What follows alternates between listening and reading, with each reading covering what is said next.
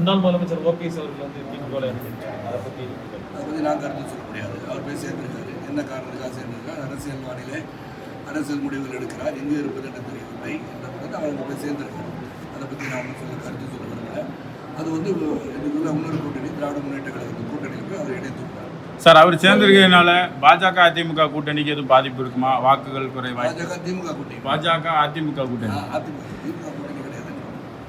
பாஜக அந்த மாதிரி எந்த ஒரு பாதிப்பும் வராது. சிறந்த ஒரு ஆட்சி மத்தியிலே நடந்து கொண்டிருக்கும் போதும் இங்கு தேசிய ஜனநாயக கூட்டணி வலுவாக ஒரு கூட்டணி அமைக்கப்பட்டிருப்பது அனைத்து அண்ணா திராவிடத்துடன் இருக்கும் போதும் மக்களிடம் மத்திய அரசின் திட்டங்களை எடுத்துச் சென்றாலே போதும் என்ற அளவில் என் மனதிலே தோன்றுகிறது. ஆக நிச்சயமாக தேசிய ஜனநாயக கூட்டணி வெற்றி பெறுகின்ற வாய்ப்பை வலுவாக பெற்றிருக்கிறது என்று நான் சொல்லுவேன். தொடர்ச்சியாக தமிழக முதல்வர் வந்து மத்திய அரசு தமிழ்நாட்டுக்கு எந்த திட்டங்களும் ஒதுக்கலை, பணங்கள் ஒதுக்கலைன்னு சொல்லி ஒரு குற்றச்சாட்டு சொல்லிட்டு இருக்காங்க.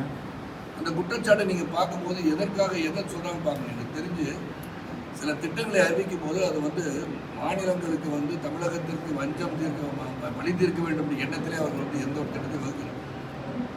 எனி பாலிசி டிசிஷன் டேக்கன் திட்டம் என்டையர் கண்ட்ரி, அனைத்து மாநிலங்கள் தலைமையில் தான் திட்டங்கள் தீட்டப்படுகின்றன. அது மத்திய அரசு தான் அதை ஊக்குவித்து செயல்படுத்துகிறேன் என்று சொல்ல முடியாது. காரணம், அங்கே ஒரு பெரிய அட்வைசரி கமிட்டி இருக்குது. என்ன பண்ணணும், எந்தெந்த திட்டங்களை எங்கு செயல்படுத்த வேண்டும் என்ற திட்டங்களை வகுக்கப்பட்டு அது ஒப்புதல் பெற்ற பிறகுதான் வருகிறது. ஆக உங்களிடம் இருக்கிற சக்தியெல்லாம் நீங்கள் வந்து உங்களுக்கு வராவிட்டால், உங்களுக்கு சரியான திட்டத்திற்கு பணம் இல்லாவிட்டால் நீங்கள் அங்கே சென்று அமர்ந்து அதை பெறுவதற்கு நீங்கள் என்னென்ன திட்டங்கள் வைத்திருக்கீங்க, அது எப்படி செலவிடப் போகிறீர்கள் என்று நீங்கள் கூட சொன்னால் அதற்கு தகுந்தாற்போல் அவங்க நிதி ஒதுக்கத்தான் செய்வார்கள் என்னுடைய கருத்து. ஆனால் குறை கூறிக்கொண்டு இருப்பதை விட நிறையாக செயல்படுத்துகிற திட்டங்களை செயல்படுத்துவது, பொருளாதார உதவி எப்படி தேவைப்படும் என்பதை எடுத்துரைத்தால் அது சிறப்பாக நடந்திருக்கும் என்பது என்னுடைய கருத்து. சார், மார்ச் 1ஆம் தேதி வந்து பாரத பிரதமர் வந்து நம்ம மதுரைக்கு வராரு, திருப்பரங்குன்றம் போய் வழிபடுறாரு, எய்ம்ஸ் வந்து தொடர்ந்து பல கூட்டங்கள் நடைபெற இருக்கிறது. 11ஆம் தேதி கூட்டம் இருக்கிறது, அதன் பிறகு 16ஆம் தேதி கூட்டம் இருக்கிறது சொல்கிறார்கள். அது தேர்தல் சூடு பிடிக்கிறது என்று தான் நான் சொல்ல வேண்டும். கூட்டணியோட தேர்தல் அறிக்கை ஸ்பெஷலாக போல அங்கே ஏற்கனவே ஒரு பிரச்சனை உருவாகி இருந்தது. அதில் முருகன் கோயிலுக்கு செல்கிறார், முருகனை வந்து தரிசித்து விட்டு அவன் வந்து அனைவரும் தரிசிக்க வேண்டும் என்ற எண்ணத்தை மக்கள் மனதில் ஆழமாக பதிய வைப்பதற்கு ஒரு நாட்டின் பிரதமர் செல்கிறார் என்று சொன்னால் நாம் பெருமைப்பட வேண்டிய ஒரு விஷயம். பிரதமர் வந்து ஏற்கனவே சர்ச்சை உருவான பிறகு அவர் அங்கே செல்கிறார் என்று சொன்னால் அது வந்து உண்மையாக வந்து என்ன அளவுக்கு தீர்ப்பு வழங்கப்பட்டிருக்கு, எந்த அடிப்படை வழங்கப்பட்டிருக்கு உணர்ந்து அந்த இடத்துல வந்து அந்த திருக்கோயிலுக்கு செல்ல வேண்டும் எண்ணத்தை அவர் மனதில் தோன்றியிருக்கிறது. அவர் செல்கிறார்.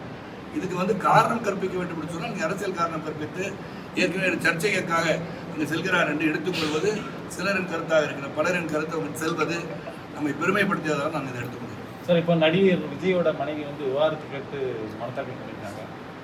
அதோடைய குடும்ப விஷயம் அதை பற்றி நான் பேசுகிறேன். சார், இப்போ இந்த சசிகலா மேடம் புதுசாக கட்சி ஆரம்பிச்சிருக்காங்க. எல்லாரும் கட்சி ஆரம்பிக்கிறது உரிமை இந்த நாட்டில் இருக்குது. அனைவரும் அரசியல் வர வேண்டும் என்று இருக்கும்போது யார் வேணாலும் கட்சி துவங்கலாம், யார் வேணாலும் வந்து அரசியல் வரணும்னு சொல்லுவானா. அதனால் அவங்க வரக்கூடாதுன்னு சொல்ல முடியாது.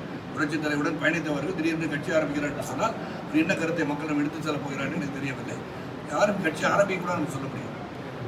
சார், உங்களுடன் பயணித்தவர்களுக்கு எந்த தென் மாவட்டங்களில் அதிக சீட்டு கிடைக்குமா? என்னுடன் பயணித்தவர்களுக்கு முதல்ல மாநிலத்திலும் சரி மாவட்டங்களிலும் சரி பதவிகள் வழங்கப்பட்டிருக்கின்றன. இந்த தேர்தல் களத்தில் எப்படி செயல்பட வேண்டும் என்ற பொறுப்புகளும் வழங்க இருக்கிறார்கள் என்று சொன்னார். அதையும் நான் போய் வலியுறுத்தி வந்தேன். இந்த இதில் வந்து நான் நிற்கலைன்னு உறுதிப்பட சொல்லிவிட்டேன்.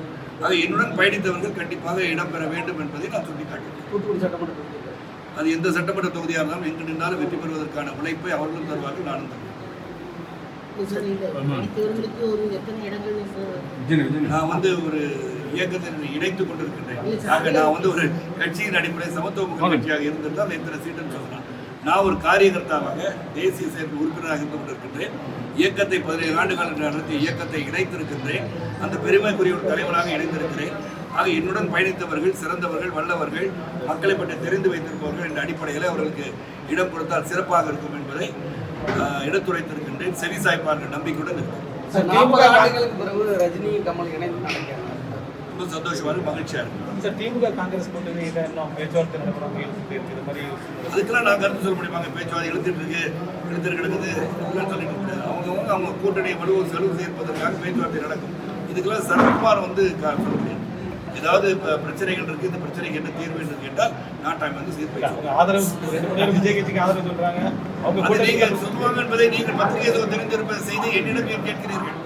அவங்க பத்திரிகையாளராக இருந்திருந்தால் கண்டுபிடித்து சொல்லியிருப்பேன். Investigative report. அவங்க கூட்டணியில பிரச்சனை இருக்கா இல்லையா? எனக்கு எப்படி தெரியும் உங்க வீட்டுல வந்து பிரச்சனை இருக்கு? வெளியில சொல்றாங்க பிரச்சனை இருக்கு. உங்க வீட்டுல பிரச்சனை இருக்கு எனக்கு எப்படி தெரியும்? வெளியே வந்தா தானே தெரியும். இல்ல சார், அவங்க கூட்டணியில வந்து அதிக கட்சிகள் இருக்கு. இப்போ 6 சீட் கேட்கற இடத்துல 2 சீட் தான். அது அவங்க மேனேஜ் பண்றது வந்து அவங்க தலைவருடைய பிரச்சனை இல்லையே. அவங்க எப்படி பகிர்ந்து கொடுக்க போகிறார்களோ, அவங்க எப்படி தேர்தல் யுக்தியை பயன்படுத்த போகிறார்களோ போக போக தெரியும்.